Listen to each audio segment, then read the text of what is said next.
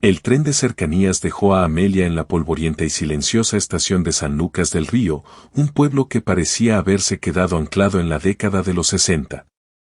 El aire, denso y cargado con el olor a tierra seca y pino silvestre, era completamente diferente al hollín metálico de la capital. Amelia, una mujer de 28 años con un porte elegante, aunque actualmente desgastado por la frustración, vestía un traje de sastre impecable que contrastaba ridículamente con el paisaje rural. Había viajado más de 10 horas para atender la lectura del testamento de su tío abuelo, don Anselmo, el último eslabón de la rama paterna de su familia. Don Anselmo había sido una figura legendaria, un hombre excéntrico y solitario que se había exiliado en el campo tras una juventud turbulenta. La familia de Amelia, adinerada y acostumbrada a las propiedades en el centro de la ciudad, siempre había despreciado las excentricidades rurales de don Anselmo, pero nunca habían dejado de especular sobre su fortuna. Se rumoreaba que, a pesar de su aislamiento, poseía una riqueza oculta, quizás joyas de la familia o terrenos valiosos que el desarrollo de la zona aún no había tocado. Cuando el abogado del pueblo, un hombrecillo llamado licenciado Flores, leyó el testamento en una oficina sombría llena de pergaminos amarillentos, las esperanzas de Amelia y de sus primos se estrellaron contra una pared de decepción. Las cláusulas eran sencillas y brutalmente claras. La granja principal, con sus tierras fértiles y ganado, iba a una lejana prima desconocida que había cuidado del tío Anselmo en sus últimos días. Para sus sobrinos más cercanos, la herencia se reducía a objetos de valor sentimental, casi inútiles. A Amelia, la única sobreviviente de su rama familiar y la que más había soñado con una ayuda financiera, don Anselmo le había legado la parte más irrisoria y humillante de todas, a mi querida sobrina nieta, Amelia, quien siempre buscó el valor donde no lo había, le dejó el viejo granero al fondo de la propiedad.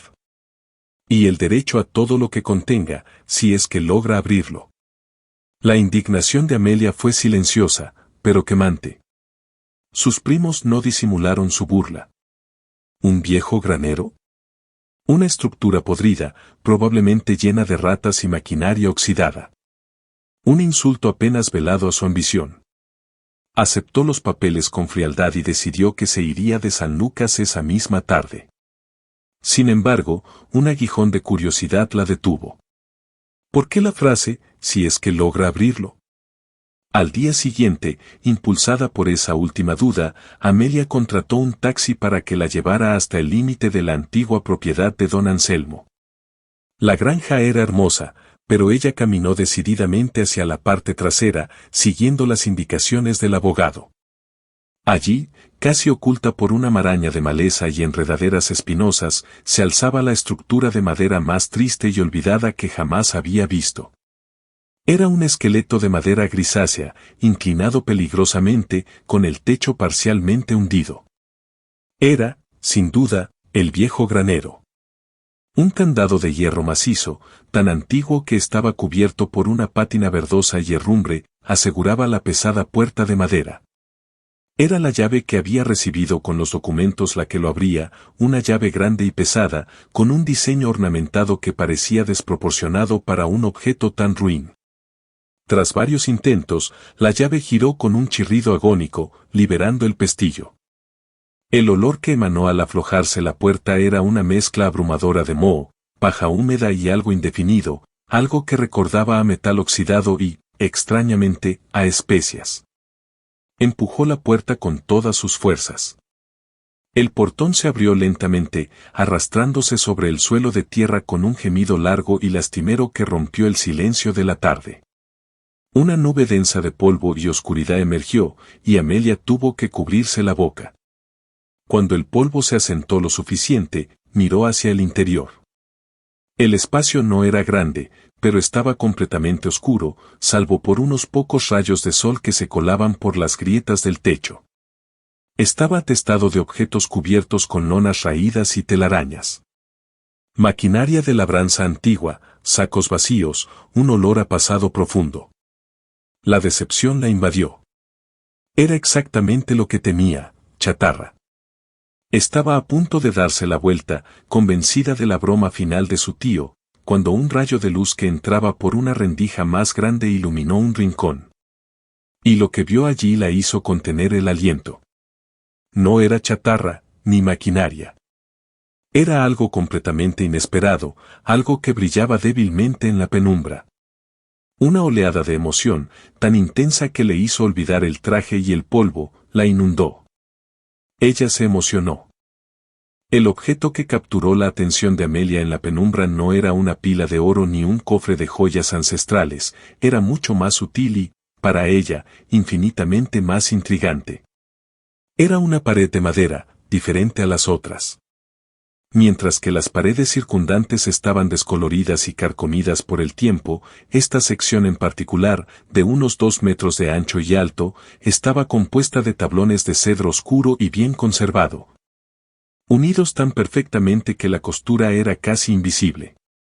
Pero lo que la hizo emocionarse fue lo que estaba fijado a esa pared, cientos de pequeños objetos de latón y cobre, pulidos y organizados en patrones simétricos, que reflejaban el escaso rayo de sol como si fueran ojos brillantes. Eran herramientas, pero no de las que se usan en la labranza.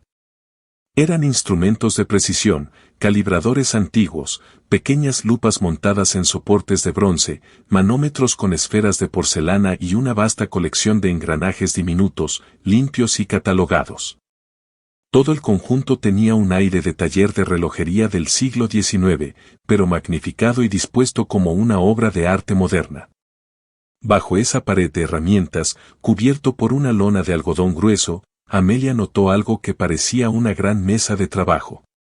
La decepción inicial se evaporó, reemplazada por una curiosidad ardiente y una comprensión súbita. La herencia no era una burla, sino un misterio. El tío Anselmo no le había dejado una fortuna, sino una clave. Amelia, sin importarle el polvo que arruinaba su costoso traje, se abrió paso entre los objetos cubiertos. Removió la lona de la mesa de trabajo. La superficie era de madera de nogal pulida, y sobre ella descansaba, perfectamente conservado y sin una mota de polvo, un cuaderno de cuero grueso y un tintero antiguo con una pluma de ave. Al lado, había una pequeña caja de madera de ébano con una inscripción grabada en latín, Tempus edax rerum, el tiempo devora todas las cosas. Con manos temblorosas, Amelia abrió el cuaderno. Las primeras páginas estaban llenas de la caligrafía elegante, pero frenética de don Anselmo. No eran memorias ni planes de negocios, sino diagramas complejos. Dibujos detallados de mecanismos de relojería que se fusionaban con engranajes de molino, planos para turbinas de agua y diseños para una máquina voladora que parecía sacada de la imaginación de Leonardo da Vinci. Eran los planos de un inventor, un soñador, un genio autodidacta. El tío Anselmo no había sido un campesino excéntrico, había sido un ingeniero de la imaginación que había mantenido su trabajo en secreto. Y ahora, Amelia entendía el valor real del granero, era su taller, su santuario.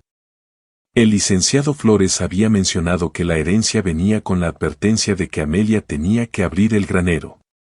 Pero ahora, Amelia sospechaba que la llave no era para la puerta, sino para el secreto. El cuaderno era el mapa. Mientras exploraba el resto del granero, ya sin la frustración del principio, Amelia descubrió que los objetos bajo las lonas no eran chatarra. Eran piezas prototipo, materiales raros, bobinas de cobre finísimo y fragmentos de mica. En el centro del granero, bajo la estructura más grande cubierta, sintió una pulsación. Deslizó la lona y reveló un objeto enorme, de más de 3 metros de altura, una estructura de madera y metal, cubierta de tubos y lentes, con una gran esfera de cristal central. Parecía una mezcla imposible entre un telescopio gigante y un órgano de iglesia, una máquina con un propósito indefinido pero majestuoso. El cuaderno tenía un separador de cuero a mitad de camino. Al llegar a esa página, Amelia encontró una nota escrita en la última letra de su tío: Amelia, la herencia no es lo que tienes, sino lo que construyes con ella. Si has llegado hasta aquí, sabes que no te he dejado chatarra, sino potencial. La máquina está lista. Solo necesita un último elemento para cobrar vida. Busca en el corazón de la bestia. El corazón de la bestia. La frase resonó en la mente de Amelia, la mujer de ciudad que apenas distinguía una pala de un azadón. Sin embargo, en lugar de desánimo, sintió un desafío electrizante. La decepción se había transformado en vocación, y su vida, que había llegado al pueblo en busca de dinero fácil, acababa de recibir un propósito mucho más valioso. Debía descifrar el legado final de su excéntrico tío y descubrir el último elemento para activar esa máquina monumental y misteriosa. Amelia pasó las siguientes 24 horas inmersa en el granero, olvidándose de su traje caro, de la capital y de su vida anterior. El polvo y las telarañas se convirtieron en el telón de fondo de su nueva obsesión. El granero, de ser un símbolo de la burla familiar, se había transformado en un santuario de la invención. El primer paso fue decodificar la máquina. El diseño central consistía en un gigantesco péndulo de bronce que oscilaba lentamente dentro de una esfera de cristal, conectado a una red intrincada de tubos de vidrio llenos de mercurio y engranajes que parecían medir el tiempo y la gravedad simultáneamente. El tío Anselmo, en sus notas, se refería a ella simplemente como el cronógrafo Armilar o, en ocasiones, la bestia de San Lucas. La máquina no medía el tiempo en horas o minutos, sino en una escala mucho mayor, la alineación de las estrellas, la rotación de los planetas y los ciclos geológicos. Amelia, que había estudiado ingeniería civil en la universidad antes de inclinarse por las finanzas, comenzó a reconocer los principios subyacentes. El tío Anselmo no era un alquimista, era un físico que había aplicado principios de resonancia y mecánica celeste de una manera que la ciencia moderna había descartado. Sus diseños eran increíblemente precisos, llenos de fórmulas matemáticas escritas con una notación personal que Amelia luchaba por descifrar. La frase clave seguía siendo, busca en el corazón de la bestia. Amelia revisó toda la estructura del cronógrafo Armilar, buscando una cavidad o un compartimento vacío que pudiera alojar ese último elemento. La estructura estaba sellada, salvo por una pequeña puerta de acceso ubicada justo en la base del péndulo central. La puerta tenía una cerradura sutil, no para una llave común, sino para un mecanismo de combinación. El cuaderno de Anselmo no proporcionaba la combinación directamente. Fue al revisar la tabla de herramientas en la pared que encontró el primer indicio. Bajo el grupo de manómetros de porcelana había un pequeño estuche de terciopelo. Contenía una serie de 4 cilindros de metal pulido, cada uno grabado con un número romano. No eran herramientas, eran las piezas de un rompecabezas. Amelia se dio cuenta de que la combinación debía ser una fecha o una secuencia ligada a la vida de don Anselmo. Regresó al cuaderno y hojeó las primeras páginas, que a menudo contenían reflexiones personales intercaladas con cálculos. Encontró una entrada, escrita con letra más grande y sentimental que el resto, que decía, el día que el tiempo se detuvo. Nuestro primer y último encuentro, cuando el destino decidió que solo podía heredar mi pasión, no mi nombre. Junto a la nota estaba una fecha, 24 de marzo de 1965. El 24 de marzo de 1965. Amelia recordó una conversación familiar, de hacía muchos años, en la que su abuela, la hermana de don Anselmo, había mencionado un romance prohibido y el nacimiento de un hijo ilegítimo que Anselmo nunca pudo reconocer públicamente. Ese debía ser el día. La profunda emoción que sintió su tío abuelo al escribir esa nota, tan fuera de lugar en un libro de física avanzada, reveló el verdadero propósito de la máquina. Anselmo no solo medía el tiempo cósmico. Estaba obsesionado con un momento específico de su propia vida. Con la fecha en mente, Amelia regresó al cronógrafo Armilar. El mecanismo de la cerradura no tenía números, sino un patrón de constelaciones grabadas. Amelia tradujo la fecha a coordenadas celestes, buscando la posición de Marte, Saturno y la Osa Mayor en esa noche específica de 1965. Al manipular el dial de acuerdo a las coordenadas de los planetas en esa fecha, se escuchó un clic suave y la pequeña puerta en la base del péndulo se abrió. El corazón de la bestia no estaba vacío. Dentro había una cavidad forrada de terciopelo y en el centro, no una joya, sino una antigua brújula de bolsillo cuyo cristal estaba agrietado, y en su centro, un diminuto trozo de ámbar atrapado en las manecillas. Este era el último elemento, el objeto al que se refería Anselmo. El granero, que parecía una ruina insignificante, era ahora la clave de una obsesión, la confesión silenciosa de un inventor que había dedicado su vida a honrar un amor perdido a través de la ciencia. La brújula y el ámbar eran el recuerdo de su hijo, el niño que solo pudo heredar su pasión. Sosteniendo la brújula agrietada y el ámbar diminuto, Amelia sintió una punzada de tristeza por el tío Anselmo. Este objeto personal, cargado de nostalgia y dolor, era el último eslabón necesario para completar la bestia de San Lucas. Era la carga emocional que, de alguna manera, el inventor creía necesaria para fusionar la fría precisión de la ciencia con el calor del recuerdo. Amelia regresó a la mesa de trabajo, consultando las últimas páginas del cuaderno. El tío Anselmo había dejado un esquema final, un circuito simple con una ranura idéntica al tamaño de la brújula y otra ranura para el ámbar. El circuito estaba diseñado en la gran esfera de cristal, el centro neurálgico del cronógrafo armilar. Con mucho cuidado, Amelia subió a la pequeña plataforma metálica que rodeaba la esfera de cristal.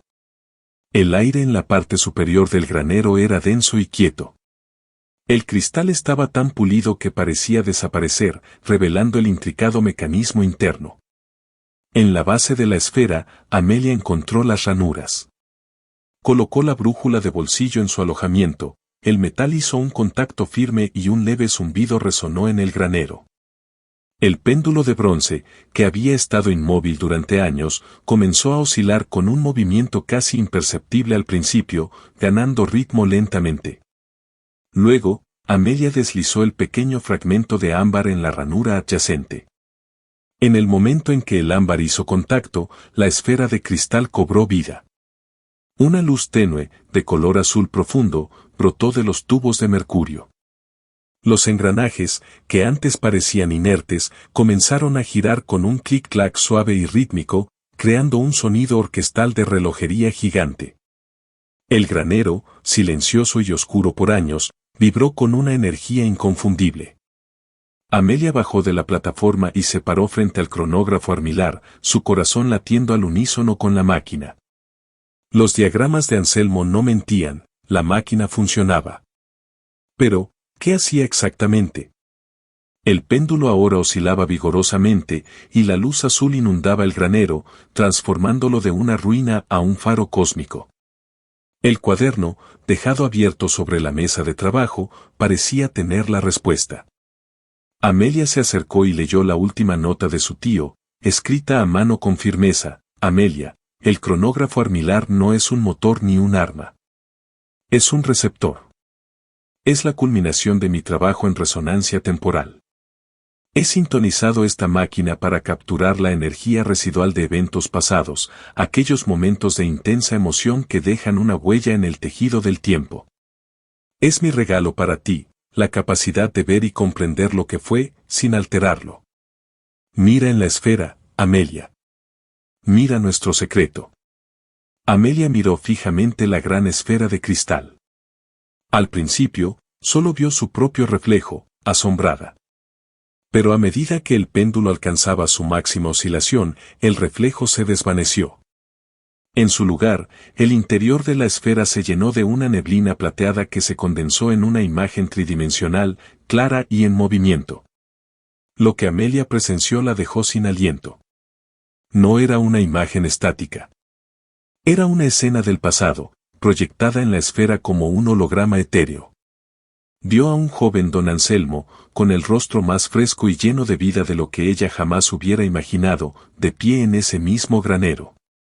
Estaba sonriendo con una felicidad radiante mientras colocaba cuidadosamente la brújula y el ámbar en la cavidad.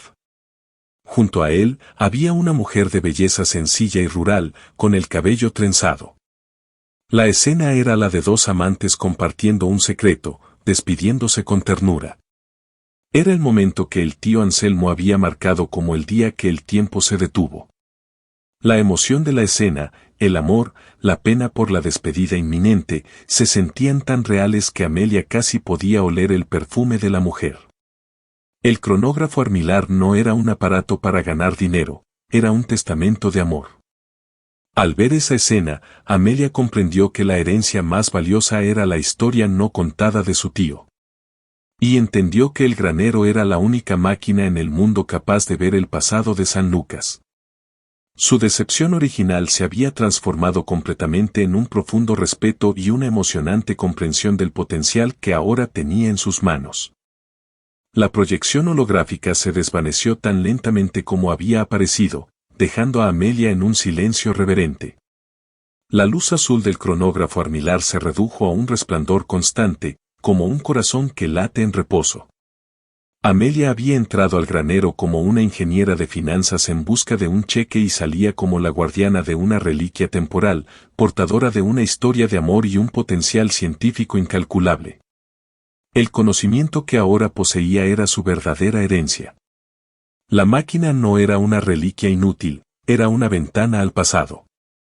En las manos equivocadas, podría ser un arma o una herramienta para la codicia. En sus manos, era una responsabilidad que definía un nuevo camino. Amelia se sentó en la mesa de trabajo, acariciando el cuaderno de su tío. Entendió por qué don Anselmo había dejado la propiedad principal a la prima que lo había cuidado, mientras que a ella le había legado solo el granero con la condición de abrirlo. Él sabía que Amelia era la única con la formación técnica, aunque abandonada, y la obstinación para descifrar el mecanismo. Él no le había dejado dinero, le había dejado un propósito. La primera tentación de Amelia fue llevarse el cuaderno y las piezas más pequeñas, desmantelar el cronógrafo armilar y vender los planos a alguna universidad o corporación. Sabía que los principios de resonancia temporal de Anselmo valían millones, suficientes para que ella pudiera dejar de trabajar y vivir cómodamente por el resto de su vida, cumpliendo con su objetivo original. Pero al mirar la majestuosa estructura, sintió una profunda aversión a desmembrar la obra de la vida de su tío. Era más que ciencia, era poesía. Además, el granero era la única estructura que podía contener y operar la máquina. Desmantelarla significaba que jamás volvería a ver esas imágenes etéreas del pasado. La verdadera riqueza no era el precio de los planos, sino la posibilidad de revivir momentos, de entender las historias enterradas de la gente sencilla de San Lucas. Amelia tomó una decisión radical que cambió irreversiblemente la dirección de su vida. Llamó a la capital, no para vender los planos, sino para renunciar a su trabajo y vender su apartamento. Decidió quedarse en San Lucas del Río. Su primer acto como nueva residente fue negociar con la prima que había heredado la granja. Amelia le explicó la verdad a medias: el granero no era valioso para la agricultura, pero era un santuario personal para don Anselmo, y ella quería transformarlo en un taller de restauración de maquinaria antigua. Una historia lo suficientemente plausible para la prima. Con el dinero de la venta de su apartamento en la ciudad, Amelia aseguró un pequeño terreno adyacente y firmó un acuerdo de no intrusión con la prima. Transformó el granero lentamente. Reforzó las paredes y el techo sin alterar la estética original, instaló ventilación para proteger la maquinaria y, lo más importante, creó un pequeño laboratorio adjunto donde planeaba estudiar y documentar los principios de la resonancia temporal. El granero dejó de ser una ruina. Se convirtió en el taller de cronología aplicada.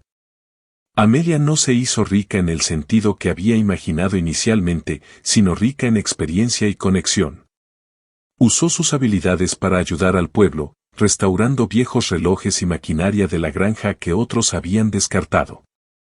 Por las noches, de manera privada, Amelia activaba el cronógrafo armilar.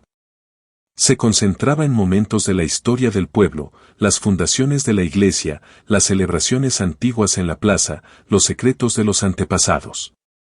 Nunca interfirió, solo observó y aprendió. El viejo granero se convirtió en el faro silencioso de San Lucas del Río.